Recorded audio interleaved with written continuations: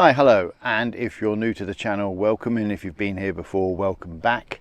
And if you've been here before and still haven't subscribed, please consider doing so. It does really help the channel. Now, a couple of weeks ago, well, a few weeks ago, I made a video about the Oxford Canal and the water shortage, and in this video I'm just going to revisit that story, basically looking at the Oxford Canal and the water shortage that it's experiencing. And I will be addressing a lot of the comments that I received on that original video.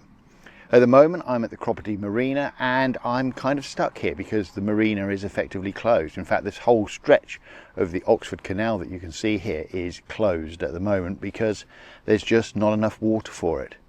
Anyway, in this video I'll be going back to look at the 3 reservoirs that I looked at in the last video, and also revealing a 4th water supply for the Oxford Canal. So why not come along with me?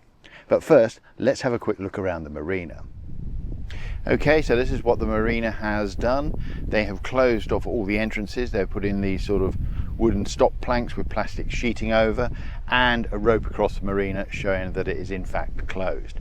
And they've done the same inside the marina at the various sort of crossover points between the basins, between the basin you can see here and the basin that's sort of over the other side there towards those fields. So that's what the marina has done. They've also banned us from using hose pipes to wash our boats, which is understandable, but as far as I know, we can still use hose pipes to fill up the water tanks on our boats. If you look across the marina at the Armco, you can clearly see that the water is down a good 10 inches to a foot from where it should be. I also popped along to Broadmoor Lock, which is near the marina, and I found that the lock gates were locked, as were the paddles. The lock gates were also leaking quite a bit of water. Okay, so this is the section of the Oxford Canal that is having the problems. It's the Oxford Summit. It is a pound that's 11 miles long and it runs from Napton Top Lock down to Claydon Top Lock. The summit gets its water from a number of springs and streams and also from 3 feeder reservoirs. The 3 reservoirs are the Wormleighton Reservoir, the Boddington Reservoir, and the 3rd reservoir not shown on this part of the map, the Clattercote Reservoir. Okay, so off to my first reservoir, the Wormleighton Reservoir, which is just down the path behind me across the railway track. Now, in the original video that I made about the water shortage on the Oxford Canal, I visited the 3 main reservoirs and sort of took you around with me. Now, that video got a lot of views and a lot of comments, and I'd like to thank everybody for the comments. I really enjoyed reading them all and replying to, I would say, the vast majority, if not all of them. If I didn't reply to yours, then I do apologise. Now, one of the comments sort of said that I was trying to sensationalise the problem to get clicks and to get views of my videos. That wasn't my intention. I'm a naturally curious person. I just wanted to know why there was a water shortage on the Oxford Canal summit and where that water was coming from, and possibly why that water wasn't there and available.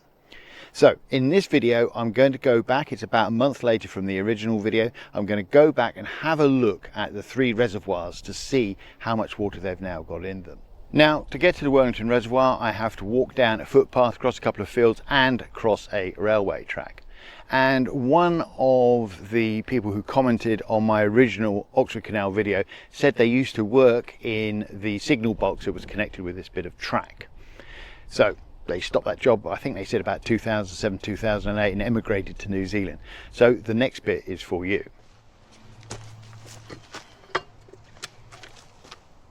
Hi, hello, yes, I'm just crossing at the Wormleighton Reservoir, pedestrian crossing. It's just one person. Is it safe to cross? About 10 seconds to get across the track. No, okay, thank you very much. Bye now. Okay, that's the call made. No need to call back.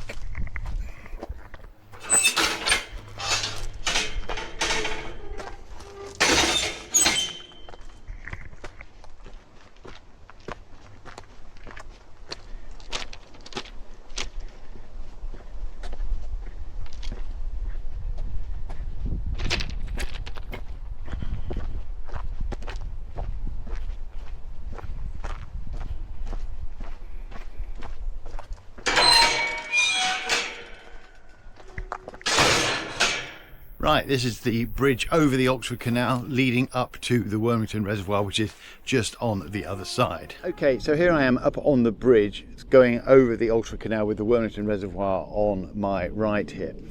Now, one of the comments I received, in fact, several of them sort of were talking about where does all the money go and the fact that there are too many boats and too many marinas on the canal system.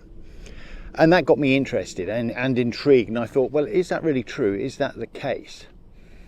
Now, I went to the CRT website and they said that there's around about 35,000 boats licensed to be on the canals, of which roughly 5,000 are continuous cruisers. So from that we can infer that roughly 30,000 are going to be in marinas or on private moorings somewhere. So yes, that does seem like a lot of boats. And when you look at the licence fee, that seems to be a lot of money. But the CRT reckons that only about 10 to 11% of their income comes from boat licence fees, even though we're paying quite a lot of money for our licences. So that doesn't sort of seem to add up. What about the argument about there being more boats? Well, yes, overall there are more boats. The highest sort of number that I could find for the boats on the Oxford Canal when it was a sort of working canal, well, the canal network when it was a working canal network, was around about 10,000 working boats, and that was in the 1880s. And now there's 35,000. But only 5,000 of those are sort of out cruising all the time. So yes, potentially there are more boats, but there's sort of, I would say, less use in effect, because with 10,000 working boats in the 1880s, those boats would have been working hard all day long, going up and down the canal and emptying locks and water moving, etc, etc, etc, and that would have been, you know, tough. That would have really put a strain on the resources. Well, I mean, I'm just almost lost for words. I was standing on this spot about a month ago and you couldn't see any mud like this, and now it's just mud. The water lilies that are just down at the bottom of the shot were floating with flowers. This end of the reservoir had water in it, and there were swans swimming around and ducks. And now look at it. I'm absolutely shocked at how low the water is in this reservoir. It's dropped another, what, 4-6 feet maybe? Absolutely incredible. I wasn't expecting it to be this low.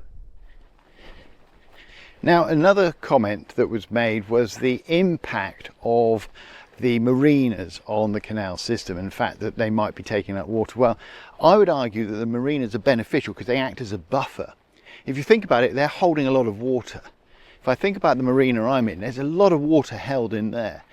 So it means that each time the lock uses water and passes it down the canal, the marina is going to buffer that effect, so we won't be sort of dropping the canal overall so much because there is more water in the system. So I don't think marinas are the problem. Now, this is worrying. I don't remember seeing this when I came around here about a month ago. There are now cracks opening up in the bank of the reservoir, and the reservoir bank seems to be sliding down into the actual reservoir. Now, this sort of ties in a way with one of the comments that I received about how they can't let water levels get too low in the reservoirs because there is a risk of cracking, which we can see here, possibly in dams, but also in the bottom of the reservoir, particularly if it's been clay lined. If that cracks, then it's going to leak water later on when the reservoir refills. So that could be a problem. Anyway, I just don't remember seeing these cracks here when I was here a month ago. And although it's quite difficult to see because of the shadows cast by the branches of the tree, there are also cracks forming on the canal side of the reservoir bank. When I was here a month ago, I could still hear water trickling through this system here. Now, nothing. Now, in the original video, I commented on the full and the low marks on the wall of the spillway, and I said that I was surprised at how dry the spillway was and how it hadn't been used in months. Several people pointed out in the comments that they would expect it to be dry, and yes, I would as well. At this time of year, I would expect this to be dry. This is just a sort of overflow, if you want, to let water out of the dam, so to release pressure on the reservoir dam. So I wouldn't expect it necessarily to have water going through at this time of year, but it doesn't appear to have had water going through here for months. And that's the thing that I find worrying. Was the reservoir full at the end of the winter period? And here is the depth gauge again, and it appears to be now 2.1 meters below the level it should be in this reservoir. That's alarming. That's gone down quite a lot in the last month. Now, one comment I made in the previous video about this reservoir was that it had experienced poor water quality in the past due to runoff from nearby farmers' field, which border roughly two sides of this reservoir, and also through overstocking with fish. Somebody queried the overstocking with fish. Well, if you've got a lot of fish in a reservoir and you put too many fish in there, then basically what they excrete, all the urea, ammonia, whatever they excrete, goes into the water and causes pollution. Plus, it impacts the ecosystem, the natural ecosystem, throws it out of balance, so causes problems there, and hence further adds to the water pollution. And that, I think, is the story with the Wormleighton Reservoir. It's basically pretty much done for the summer. Water levels in it are incredibly low, and without a lot of rain they're not going to recover. And then on the way back this happened.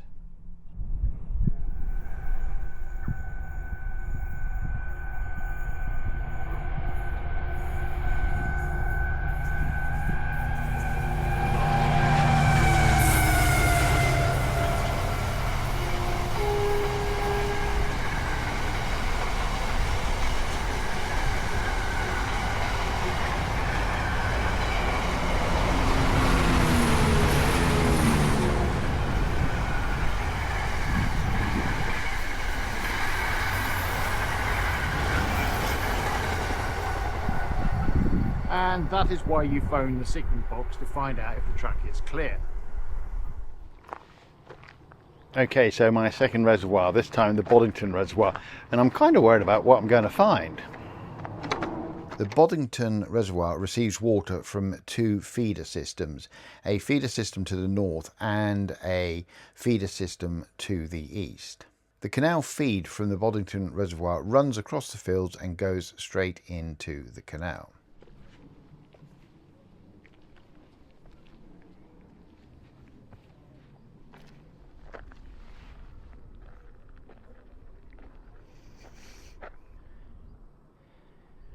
Wow, it's bad again.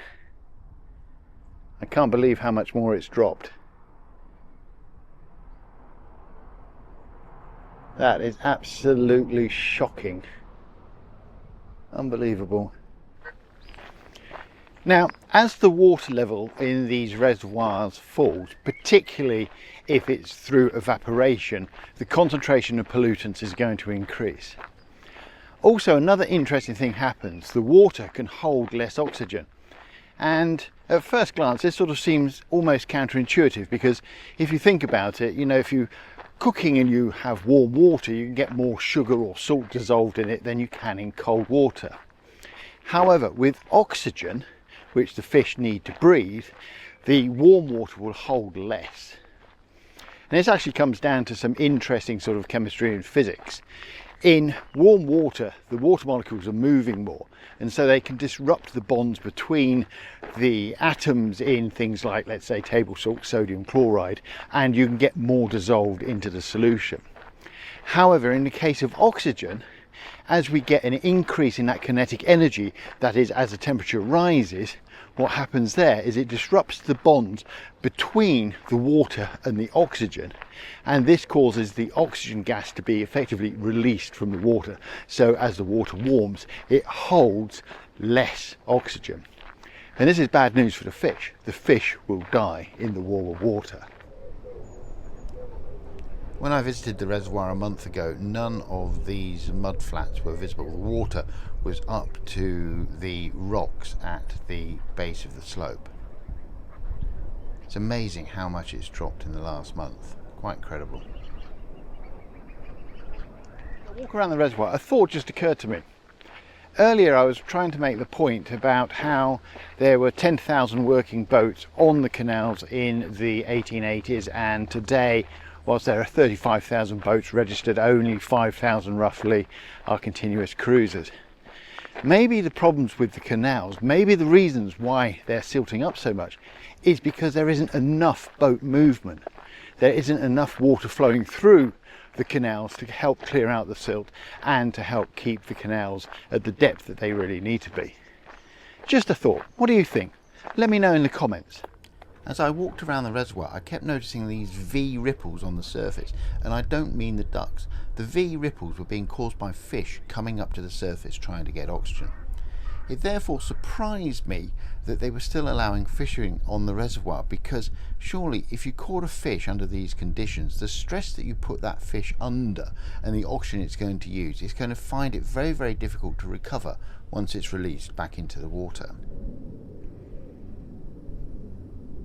The water levels were very low in the reservoir, and there were large areas of new beach exposed along the shoreline. At the spillway, it was very easy to see just how low the water had become.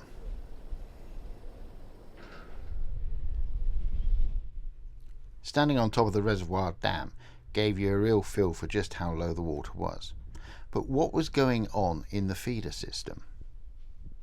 About a month ago, the water coming out of here was flowing a lot faster, and it was about 4 to 5 inches deeper coming off the top.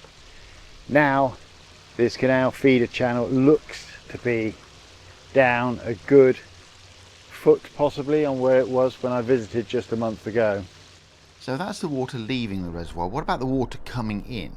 Well, I went to have a look at the feeder channel on the northern end of the reservoir, and it was still empty.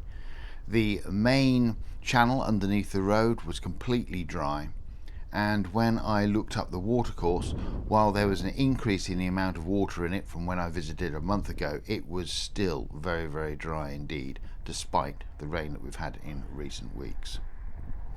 There's not much water coming into the reservoir. And yes, there was slightly more water on the reservoir side of the road from the feeder channel, but again, still really nothing flowing into the reservoir. Very dry indeed. So off to the third and final reservoir. The Clattercote Reservoir has 2 canal feeders running from it. One goes north and enters the top pound, the summit pound of the Oxford Canal, and the other one runs east and enters below Claydon top lock. Okay, so here I am back at the Clattercote Reservoir, so let's see how this one's getting on.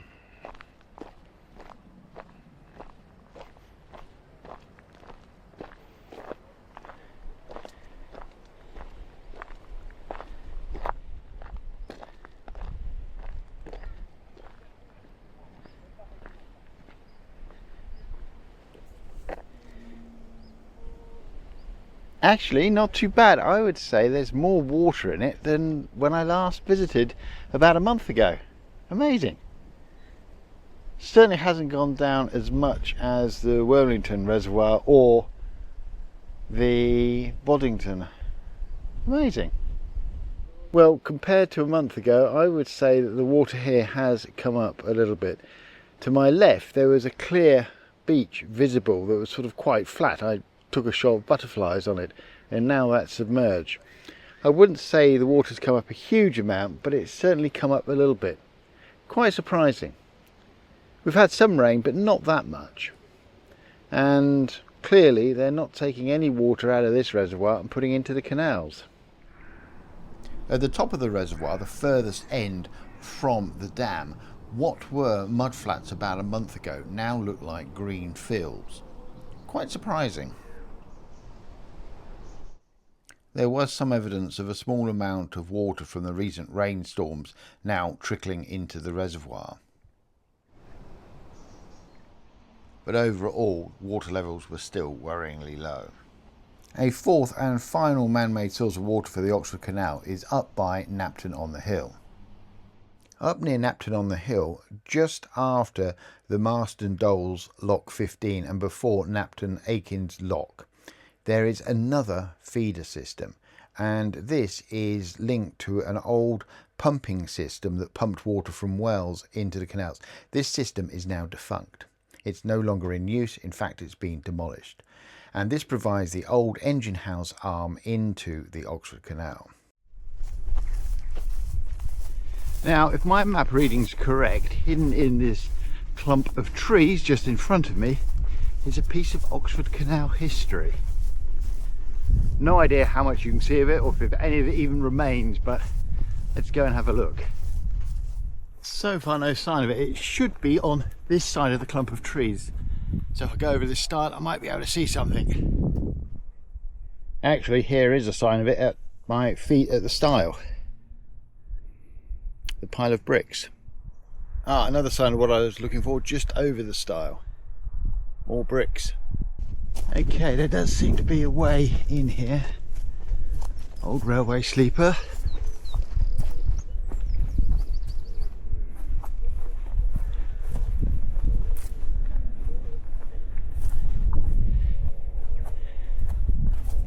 Some earthworks here, the end of that brick wall. And it was here in the 1790s that a well was sunk to the depth of about 70 feet and a steam-powered pump was installed to pump water down to the feeder arm for the Oxford Canal. The pump started operation in 1793 and the steam engine had to be replaced in 1794. It continued to operate until about 1811. As far as I can tell, the well was last used in the autumn of 1911 to address water shortages in the Oxford Canal. One half of the old engine house arm from the pump house towards the Oxford Canal is now pretty much silted up. However, the second half is now used as private moorings. And they look like some pretty nice moorings, complete with their own winding hole. Okay, so that's a quick tour around the 3 reservoirs that feed into the summit of the Oxford Canal. And I also told you about the old steam engine, the old pump house that also supplied water to the summit of the Oxford Canal and is no longer in operation. Now, if you've enjoyed this video, please give it a big thumbs up, a big like, and if you haven't done so already, please consider subscribing to the channel. On the screen now you'll see a QR code that will take you through to the Grey Wagtail newsletter. It's a free newsletter. There's also a link to it in the description. Thanks for watching for this long. I hope you found it useful, interesting and entertaining. Bye for now.